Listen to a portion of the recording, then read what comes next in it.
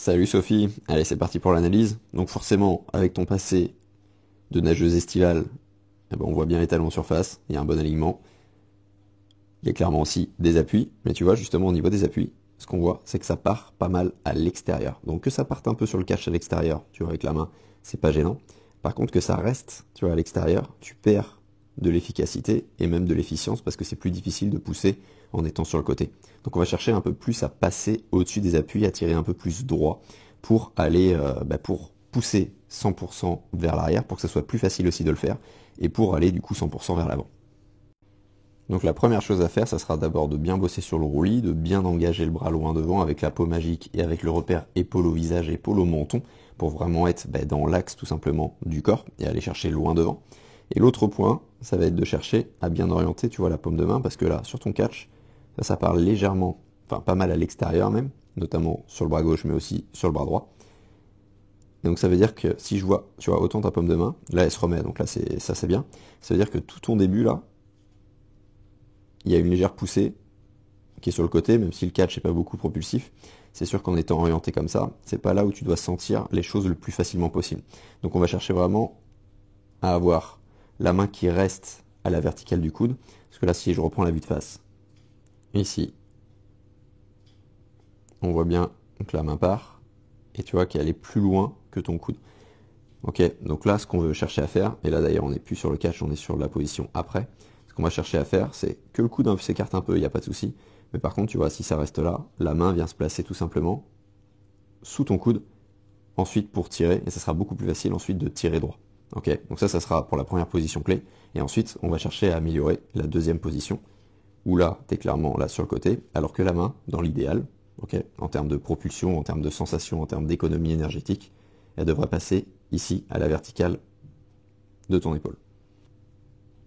Et donc la meilleure chose à faire pour réussir à passer la main où on veut, ça va être de bosser sur ton retour aérien.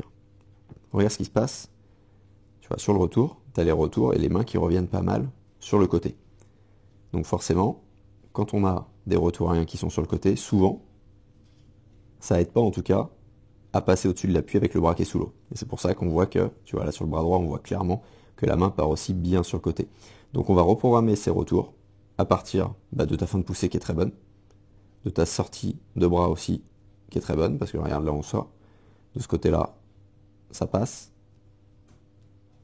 Donc on va reprogrammer ce retour à partir de ta fin de poussée et de ton dégagement du bras, donc bras-corps, main-cuisse, et ensuite tu cherches à ressentir ce qu'on avait fait soit en longeant l'eau, soit en sortant la main de la poche, ok, pour que ce soit le coude qui emmène, et si c'est le coude qui emmène, tu verras que ça va plus être la main qui guide, et ça partira plus vers l'extérieur, ça ira beaucoup plus vers l'avant pour structurer spatialement ton retour aérien, tout simplement, qu'il soit mieux, et mécaniquement s'il est mieux, souvent, dans la majorité des cas, de ce que je vois, ton trajet sous-marin, il sera beaucoup plus efficace et tu passeras beaucoup plus facilement au-dessus de ton appui.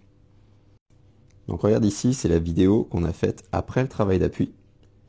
Donc on était vraiment focus à 100% et surtout sur le catch d'ailleurs. Mais tu vois, si on regarde, on voit que la paume de main, peut-être qu'on la voit encore un petit peu, mais déjà on la voit un peu moins. Après, tu vois, là on voit la fin de poussée qui est encore mieux que sur la vidéo d'avant. Tu sors vraiment par le petit doigt, donc ça c'est vraiment très bien. Dégager, ensuite sortir la main de la poche, longer l'eau. Mais là déjà, tu étais dans une première optique de tirer droit, alors qu'on en parlait, entre guillemets, pas plus que ça. Hein. On a juste fait les exercices en dehors de l'eau, on a juste fait le travail de catch et l'exercice allongé.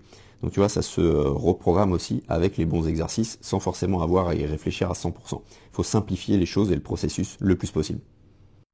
Donc j'ai mis du temps sur ce premier point, appui, retour aérien, et tu vas voir que le deuxième, ça va être un peu plus court. Le deuxième point, il va être sur l'inspiration. Ce qu'on va chercher à faire, c'est assez simple, c'est d'inspirer un peu plus rapidement, tu vois. Là, tu as passé la première moitié du retour aérien, largement.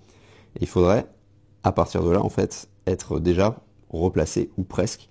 En tout cas, tu devrais être replacé quand ton épaule, ici, vient toucher ton oreille.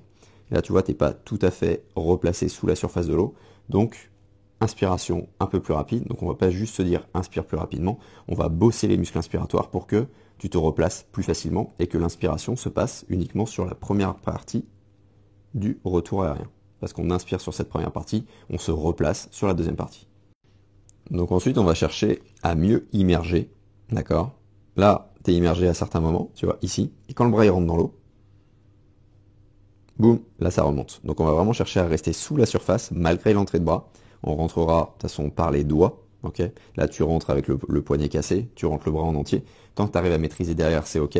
Mais tout le travail de retour arrière qu'on va faire, donc même si on se concentrera sur la première moitié du retour dans un premier temps, sur tout le travail d'appui dont je t'ai parlé juste avant, tu vas voir que ça va aussi reprogrammer cette entrée de bras. Donc mécaniquement, je pense que ça sera plus facile de maintenir ton immersion avec une entrée par les doigts, puis ici, entre le bonnet et le bras tendu, totalement tendu ici. Et ça va te permettre d'avoir une immersion plus facilement maintenable, même si je sais pas si ça se dit.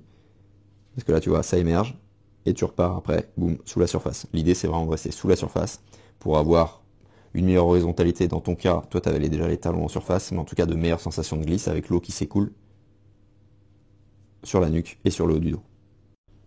Donc voilà, Sophie, je t'envoie tout ce qu'il faut. Si t'as des questions, t'hésites pas. Et puis, bah, c'est parti pour une petite progression. Allez, ciao!